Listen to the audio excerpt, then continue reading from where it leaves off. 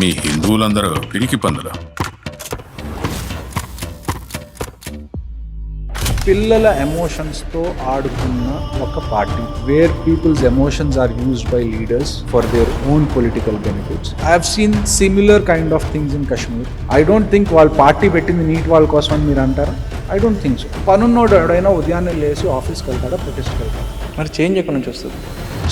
Ladies and gentlemen, you are still not ready for this.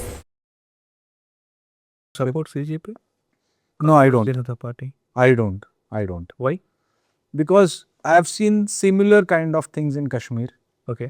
where people's emotions are used by leaders for their own political benefits, and I see CJP also as the same way. ఎందుకు అంటే ఇప్పుడు CJP party అనేది ఎలా start అయింది? ఒక chief justice of India youth గురించి ఏదో మీరు కాక్రోచెస్ లాగా యాక్టివిజం చేస్తున్నారని చెప్పి ఏదో ఒక నార్మల్ కమెంట్ పాస్ చేశారు. ఆ నార్మల్ కమెంట్లో కాక్రోచెస్ అన్నారు అని చెప్పి ఆ పేరుని యూజ్ చేసుకొని కాక్రోచ్ జనతా పార్టీ అన్నది వీళ్ళు పెట్టారు. Do you think it is a normal statement అనుకుంటున్నా? ఎస్, నాకు తెలిసి ఇప్పుడు CJI ఏమన్నారు, CJI యూత్ మొత్తాన్ని అనలేదు, యూత్లో కొంతమంది పని లేకుండా ఉట్టి యాక్టివిజం అని తిరుగుతున్నారు వాళ్ళు కాక్రోచెస్ లాగా అని.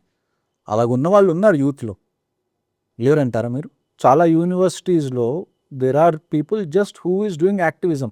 మీరు యాక్టివిజం చేసినంత మాత్రాన సిచ్యువేషన్స్ మారవు. You have to contribute. మీరు జస్ట్ దాన్ని ఏమంటారు, ట్రాఫిక్ దగ్గర ట్రాఫిక్ సిగ్నల్లో అందరూ ట్రాఫిక్ లైట్ని ఫాలో అవ్వట్లేదు.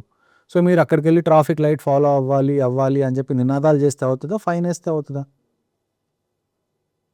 Just shouting won't solve any problem. You have to actively contribute. వీళ్ళు ఈ పార్టీని స్టార్ట్ చేశారు. పార్టీని స్టార్ట్ చేసిన తర్వాత they want something which will elevate there status. కరెక్ట్గా అదే టైంకి నీట్ పేపర్ లీక్ అనేది స్టార్ట్ అయింది and they have hijacked that. I don't think వాళ్ళు పార్టీ పెట్టింది నీట్ వాళ్ళ కోసం అని మీరు అంటారు. I don't think so. వాళ్ళు పార్టీ పెట్టింది ఈ చీఫ్ జస్టిస్ ఆఫ్ ఇండియా ఇలా అన్నారు అందుకని మేము సర్కాస్టిక్గా ఒక పార్టీ స్టార్ట్ చేసాం. కరెక్ట్గా మేము పార్టీ స్టార్ట్ చేసే టైంకి ఈ ఆపర్చునిటీ మాకు దొరికింది. They are just opportunities for me. పిల్లల ఎమోషన్స్తో ఆడుకున్న ఒక party. I don't even call that a political party. These are just online activists. I don't care what people think of this statement, but this is truth because I have seen similar patterns earlier in Kashmir also. కశ్మీర్లో కూడా అంతే కదా. ఒక young students కానివ్వండి, లేకపోతే youth ఏదైతే ఉందో ఒక 14 years to 18 years or 20 years ఈ మధ్యలో ఎవరైతే ఈ ఏజ్ బ్రాకెట్లో ఉన్నారో వీళ్ళ ఎమోషన్స్తో ఆడుకోవడం అన్నిటికన్నా చాలా ఈజీ. సో ఈ టెర్రరిస్ట్ హ్యాండ్లర్స్ కూడా ఏం చేస్తారు, ఈ ఏజ్ బ్రాకెట్లో ఉన్న వాళ్ళనే వాళ్ళు టార్గెట్ చేసి వాళ్ళ చేత స్టోన్ పెల్టింగ్ చేయించడము, లేకపోతే వాళ్ళ యూత్లో వాళ్ళు కన్ఫ్యూజ్డ్గా ఉన్న టైంలో వాళ్ళని తీసుకెళ్ళి టెర్రరిజంలో జాయిన్ చేయించడం చేస్తారు. You can't. మీరు CJP ఏవైతే ప్రొటెస్ట్ జరిగినాయో, పనున్నోడు ఎవడైనా ఉదయాన్నే లేచి ఆఫీస్కి వెళ్తాడా, ప్రొటెస్ట్కి వెళ్తాడా? వాడి పని వాడుకుంది. మరి చేంజ్ ఎక్కడి నుంచి వస్తుంది? చేంజ్ రావాలి. చేంజ్ గురించి నేను చెప్పట్లేదు. మీరు నన్ను ఏం అడిగారు, CJP పార్టీ మీకు జెన్యూన్ అనిపిస్తుందా అంటే నాకు జెన్యూన్ అనిపించట్లేదు. ప్రొటెస్ట్లు చేంజ్ తీసుకొస్తుంది, కానీ ప్రొటెస్ట్ ఎవరు చేయాలి? People who have mental clarity should do it. People who ఇప్పుడు ఇందులో ఇంకొక విషయం ఏమంటున్నారు, మీరు స్టూడెంట్స్ భవిష్యత్తు కోసం ఏం చేస్తున్నాం అంటున్నారు. మరి reservation is also effecting students కదా. మీరు ఆ టాపిక్ మీద ఎందుకు మాట్లాడట్లేదు? పంజాబ్లో కూడా పేపర్ లీక్ అయింది, కర్ణాటకలో కూడా పేపర్ లీక్ అయింది. మీరు ఆ టాపిక్స్ గురించి ఎందుకు మాట్లాడట్లేదు?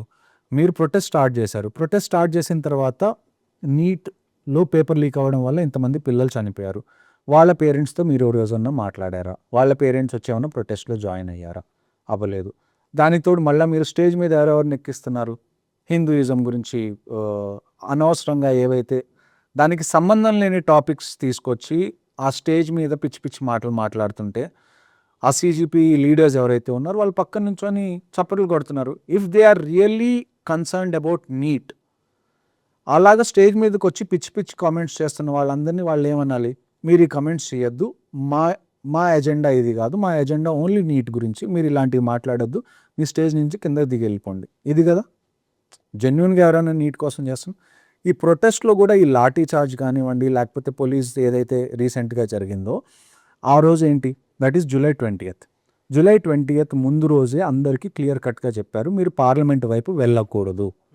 ఇక్కడ సెక్షన్ దాన్ని ఏమంటే section I think 163 or some section, ఈ సెక్షన్ లాగులో ఉంది. ఇక్కడ మీరు ప్రొటెస్ట్ చేసి కదలకండి. మీరు బ్యారికేడ్స్ పెట్టాము, బ్యారికేడ్స్ లోపల మీరు ఎంత ప్రొటెస్ట్ చేసుకోవాలంటే చేసుకోండి. ఎందుకంటే ఈ ప్రొటెస్ట్ అనేది 20th స్టార్ట్ అవ్వాలి, దాని ముందు చాలా రోజుల నుంచి స్టార్ట్ అయింది. ఇన్ని రోజుల్లో పోలీసులు ఎవరిని టచ్ చేయలేదే. పోలీసులు వాళ్ళని ఎప్పుడు టచ్ చేసింది? మీరు ఆ బ్యారికేడ్స్ని బద్దలు కొట్టుకొని పార్లమెంట్ వైపు పరిగెడతాను, నేను పార్లమెంట్ని గేట్లు బదులు కొడతాను, పార్లమెంట్ మీదకి ఎక్కుతాను, నేపాల్లోనో శ్రీలంకలోనో చేసినట్టు నేను చేస్తాను అంటే పోలీసులు కాము కూర్చోరు. You want to create ruckus in the capital and you want to destroy the infrastructure and you want to attack on the parliament, which is kind of a temple to the constitution. You think the police will sit quiet? No. That is what is happened. మీరు చేస్తున్న ప్రొటెస్ట్లో neat గురించి మీరు protest చేస్తున్నారు, మీరు ఆ బ్యారికేడ్స్లో ఉండి జంతర్ మంతర్లో ప్రొటెస్ట్ చేయండి. For the last few days nobody had any problem, పోలీసులు ఏం ప్రాబ్లం చేయలేదు వాళ్ళని.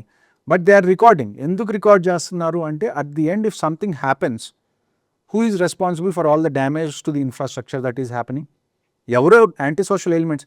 మీరు అంటారు ప్రొటెస్ట్ మేము జెన్యూన్గానే స్టార్ట్ చేసాం, అందులో యాంటీ నేషనల్ ఎలిమెంట్స్ వచ్చి దూరినాయి అని. So police are also saying the same, మీరు ప్రొటెస్ట్ బాగానే చేస్తున్నారు, అందులో యాంటీ నేషనల్ ఎలిమెంట్స్ వస్తున్నాయి, అందుకని మేము రికార్డ్ చేస్తున్నాం. రేపు వీళ్ళు ఏదైనా పగలు కొడితే we have to put cases కదా, ఎవరు చేశారు ఏంటి అని. And I'm telling to the youth of this country ఓపెన్గా, మీరు మీ ఎమోషన్స్తో for the 2 minutes of fame మీరు కెమెరాస్ ముందు పిచ్చి పిచ్చిగా బూతులు మాట్లాడి, లేకపోతే కెమెరాస్ ముందు ప్రాపర్టీ డ్యామేజ్ చేశారనుకోండి, మీరు ఆ 2-3 రోజులు హీరోలు అవుతారు మీ ఫ్రెండ్స్ ముందు. రేపు 1 సంవత్సరం తర్వాత మీరు యూఎస్ వెళ్ళాల్సి వచ్చింది, పాస్పోర్ట్ వెరిఫికేషన్ కోసం వస్తారు. మీ పాస్పోర్ట్ మీరు అప్లై చేసుకున్నప్పుడు మీ మీద ఏదో కేసు ఉందని మీకు తెలుస్తుంది, మీకు మీ పాస్పోర్ట్ వస్తుందా? యువర్ ఫ్యూచర్ ఈజ్ రూయిన్డ్ కదా. ఇవాళ 2 minutes ఆఫ్ ఫేమ్ కోసం మీరు అద్దాలు బావలు కొడుతున్నారు, లేకపోతే రాళ్ళు ఇసురుతున్నారు, పెప్పర్ స్ప్రే చేస్తున్నారు, పిచ్చి పిచ్చి బూతులు మాట్లాడుతున్నారు మీరు. But today you will be a hero maybe for few days, 3 days 4 days. మీ చుట్టుపక్కల ఉన్న వాళ్ళందరూ మీకు చప్పట్లు కొడతారు, అబ్బా నువ్వేం పగలు కొట్టారా. Just like how it happens in movie theatres.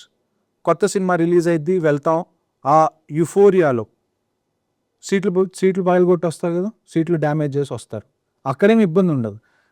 At the end, when a mob plans something, a mob doesn't have mind. మాబ్లో ఏమవుతుంది అంటే ఎవరికి వాళ్ళ అటెన్షన్ గెయిన్ చేసుకోవడం కోసం. ఇంకొక విషయం నేను క్లియర్ కట్గా చెప్తున్నాను ఇక్కడ, ఐఎమ్ సేయింగ్ ఇట్ వెరీ ఓపెన్లీ. Most of the people who came to the protest, they don't want any reforms, they just want to see how a protest happens. They just want, చాలామంది social media influencers వచ్చారు. ఎందుకు అంటే they want their following to increase.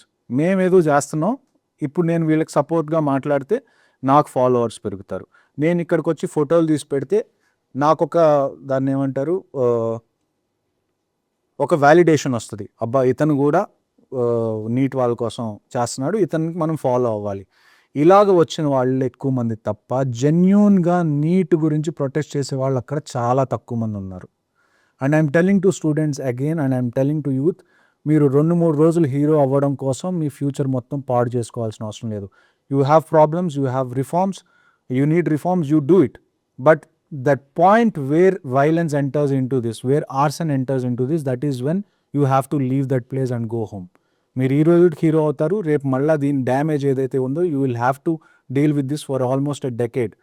రేపు case వేస్తారు, మీరు court చుట్టూ తిరుగుతారు. మీరు రీనీట్ రాసుంటే అంతెందుకు, నేను మిమ్మల్ని ఒక సింపుల్ క్వశ్చన్ అడుగుతాను. మీరు నీట్ ఎగ్జామ్కి అపేర్ అయ్యారు, పేపర్ లీక్ అయింది and you are heart broken. I'm not saying దానివల్ల ఎఫెక్ట్ లేదని. మీ పేరెంట్స్ మీకు ఏమని చెప్తారు? వెళ్ళి ప్రొటెస్ట్కి వెళ్ళమంటారా, లేకపోతే రీనీట్ వస్తుంది మళ్ళీ కూర్చొని చదువుకోమని చెప్తారా? చదువుకోమని చెప్తా. And as young people who are 16, 17, 18, 19 years old, please listen to your parents. వాళ్ళొక జనరేషన్ మొత్తం చూసి వచ్చారు, ఏది రైటో ఏది తప్పో వాళ్ళకి తెలుసు.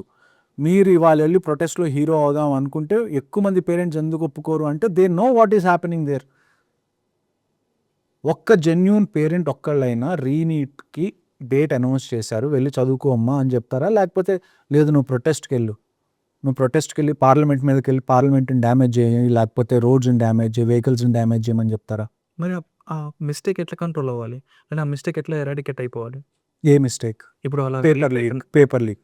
సో పేపర్ లీక్ అనేది మిస్టేక్. పేపర్ లీక్ ఎక్కడి నుంచి అయింది, దాన్ని ఎవరు చేశారు, ఎందుకంటే ఒక మినిస్ట్రీ ఉంది, ఆ మినిస్ట్రీ కింద రకరకాల విభాగాలు ఉంటాయి. ఇప్పుడు ఎడ్యుకేషన్ మినిస్ట్రీ అన్నారనుకోండి, ఎడ్యుకేషన్ మినిస్ట్రీలో హైయర్ ఎడ్యుకేషన్ మినిస్ట్రీ ఉంటుంది, సెకండరీ ఎడ్యుకేషన్ మినిస్ట్రీ.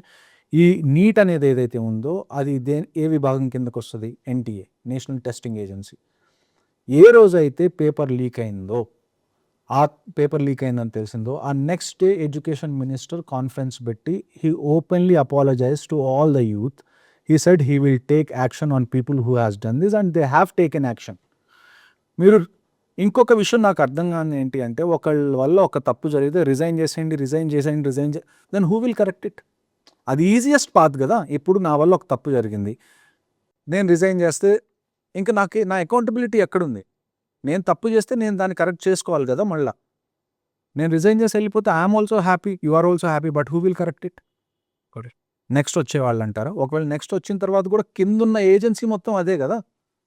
మీరు పైన ఉన్న వ్యక్తిని మారుస్తున్నారు, కానీ కింద ఎవరైతే ఈ పేపర్ లీక్ చేస్తున్నారో, ఎవరైతే ఎన్టీఏలో ఎవరైతే రెస్పాన్సిబుల్గా ఉన్నారో వాళ్ళందరూ సేమ్ ఉంటారు.